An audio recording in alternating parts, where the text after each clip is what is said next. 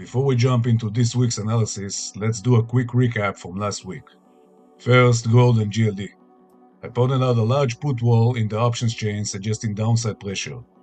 And starting Wednesday, gold reversed and sold off, finishing the week around 460. So that one worked really nicely. Then we had Tesla. We talked about downside toward 380 and the possibility of a move up toward the 410 core wall. Tesla reversed right around 380 and pushed all the way to about 415 later in the week. And finally SPY. We expected some downside pressure, but also mentioned a possible move toward the 680 core wall first. SPY opened the week by pushing to 682 and then drifted lower into the week, finishing just above the 660 put wall. So overall, the levels behave pretty well, which either means the options market is very predictable or the market is secretly watching this channel. Now the real question is, what are the levels that could move the market this week? And this week, the setup might be even more interesting. Quick note before we continue. If the audio sounds a little different this week, it's because I'm recording this analysis from a shelter while missiles are flying over Israel tonight. But markets still open on Monday, so let's get back to the charts.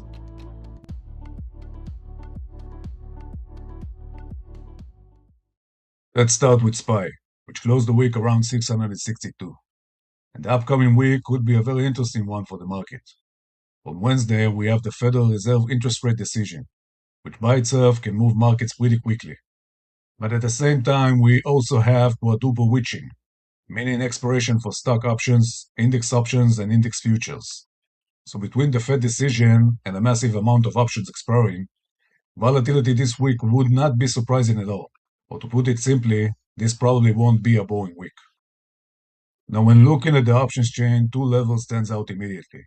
The first one is 660, the second one is 645.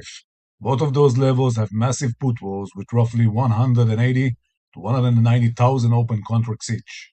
When you see numbers like that, it usually means something important. Option sellers and market makers generally don't want those puts finishing in the money, which creates a strong incentive for price to stay above those levels into expiration. In other words, those put walls could act like very motivated support levels. So one possible scenario is that SPY continues hovering just above those levels, especially around 660 as we move closer to expiration. Markets often have a funny habit of finishing exactly where the most options expire worthless. But there's also an important risk to keep in mind. If 660 or 650 breaks with strong momentum, especially around the Fed decision, those levels could quickly turn into fuel for a fast downside move. So those two levels, 660 and 650, are definitely the key levels I'll be watching this week. Now let's take a look at a few stocks that could also present interesting opportunities. Let's start with Microsoft, currently trading around 395.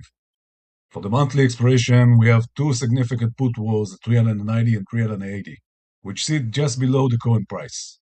But the interesting part is the max pain level at 410. At the same time, we also have core walls at 410 and 420, which aligns pretty well with that max pain level. So one possible scenario here is a push higher toward 410, either early in the week or possibly around the Fed decision on Wednesday. Markets tend to gravitate toward max pain during expiration weeks, and sometimes they do it surprisingly fast. Next is Tesla, currently trading around 391. The option structure for the monthly expiration shows gradual put walls building below price at 390, 380, 370, 360, and 350. So a slow drift lower to 370 early in the week is definitely possible. However, the max pain level sits at around 400, which creates an interesting setup. We could potentially see some downside in the week, followed by a move back toward 400, especially after the Fed decision on Wednesday. Tesla tends to move quickly, so both scenarios could play out faster than expected. The third stock is Carvana. The stock has been in a clear downtrend, but it managed to reclaim the 300 level at the end of the week after briefly dropping to 290. Looking at the options chain, we have a core wall at 300 and another one at 310. Since the stock is already trading around 300, it has effectively pushed that first core wall into the money. So when that happens, there's a decent chance the market tests the next level at 310 fairly quickly. What also strengthens that scenario is the fact that there are no major put wars below 300.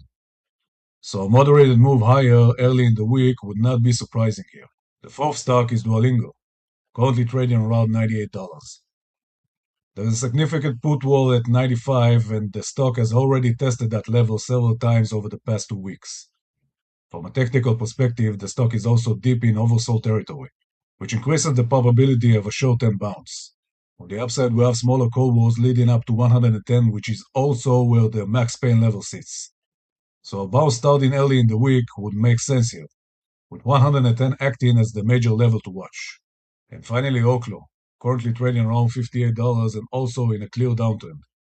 The option structure shows put walls building at 70, 65, 60, and 50. But the key catalyst here is that the company reports earnings on Tuesday after the close.